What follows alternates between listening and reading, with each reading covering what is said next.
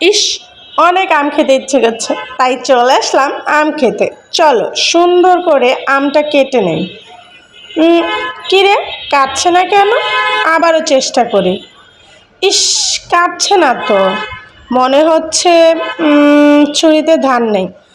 আচ্ছা, এই যে ছুরিতে ধার নেই, এখন আমি কি করব? আমটা এত চেষ্টা করতেছি, কাটতেছে না। এখন আমি কিভাবে ধার করব? আচ্ছা, এই সময় তোমরা কি করতে পারো সেই বিষয়টা নিয়ে আজকে আলোচনা করব। যখনই দেখবে আম কাটতে গিয়ে তোমার ছুরিতে ধার নেই, ঠিক তখনই তোমরা এই কাজটা করতে পারো।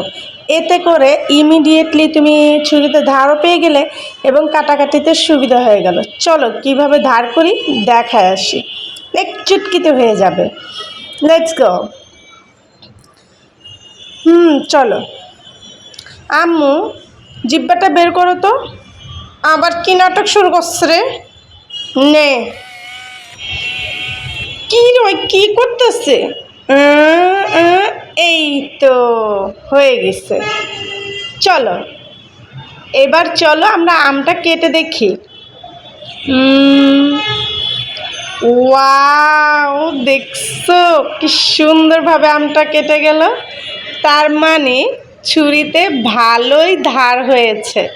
কখনো যদি এরকম বিপদে পড়ো তাহলে এইভাবে কিন্তু ধার দিয়ে নেবা আম্মুর কাছ থেকে, কারণ আম্মুদের জিহ্বায় অনেক ধারালো।